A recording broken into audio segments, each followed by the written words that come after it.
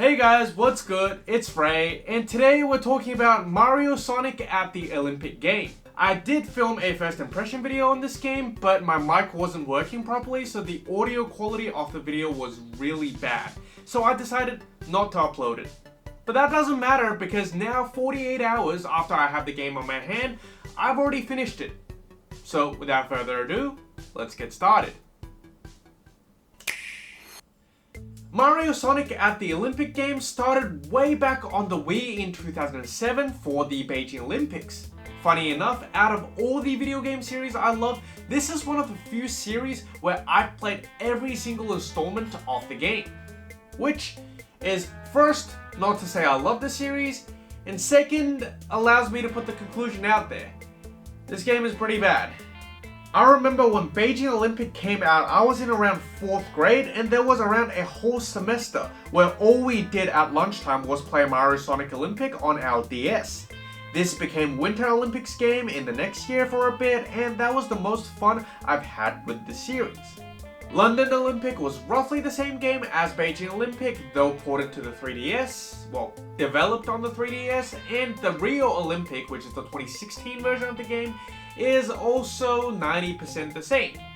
So, with no surprise at all, this 2020 Tokyo edition of Mario Sonic at the Olympic game is 80% the same game.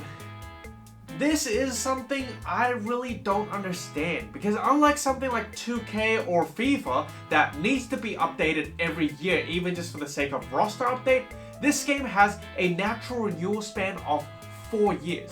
So if you want to ask me whether a game here in 2019 is worth full price tag when it's 80% similar as a game from 4 years ago, which is already 90% similar from a game that's 4 years further ago and another 4 years further ago, the answer is, well, no.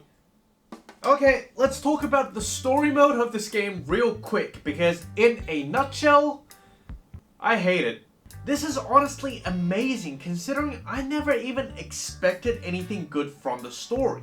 The core of the game is sports, so what exactly can make the story interesting? Well, the answer to that question is, there is nothing interesting.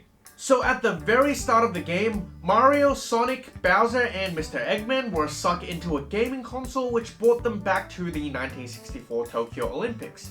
This is a nice shout out to the history of Japan and the city of Tokyo, as Tokyo is one of the 5 cities in the world to have hosted Olympic Games more than once. And that's pretty much everything cool about the story mode.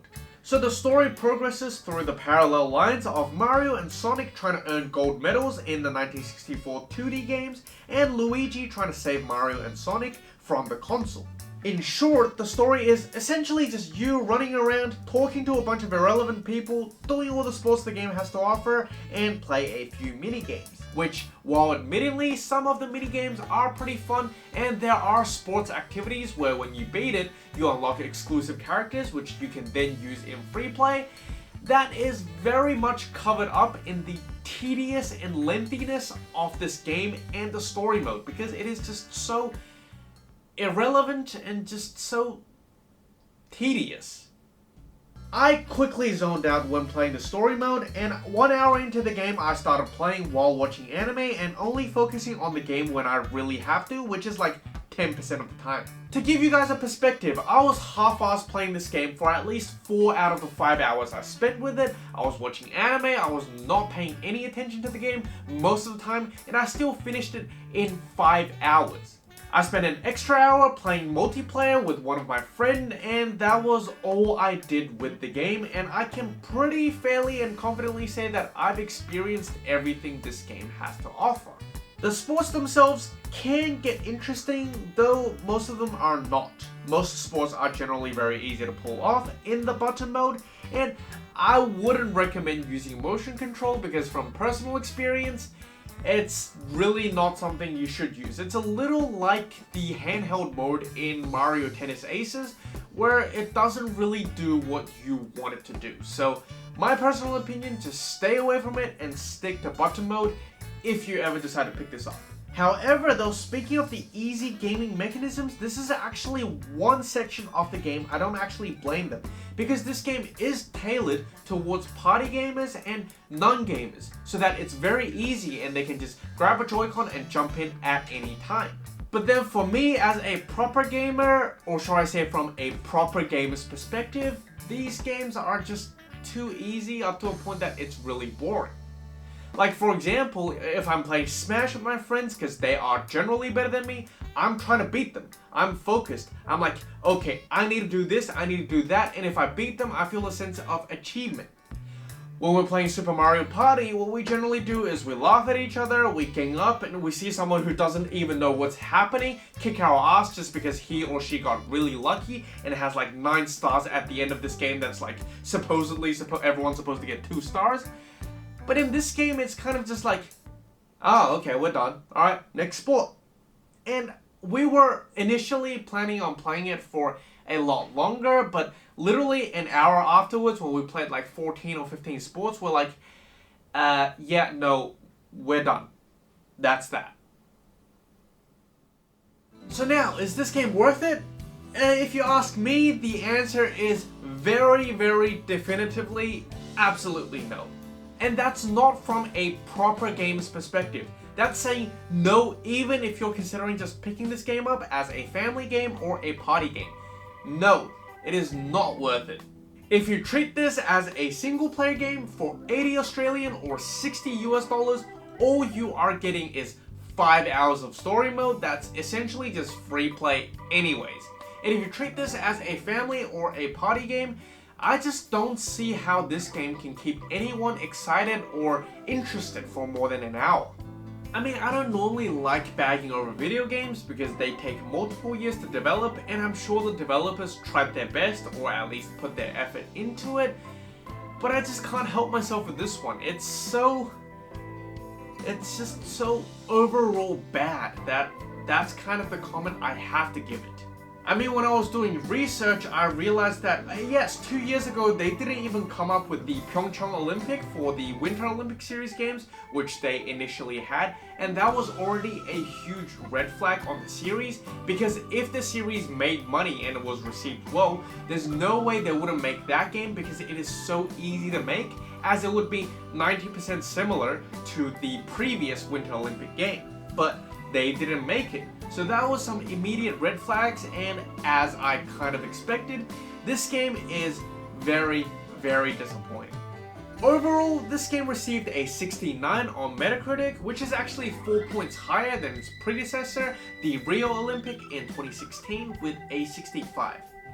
If you ask me, I'm not as lenient as Metacritic in any way. This game, I can't give it more than a 5 out of 10.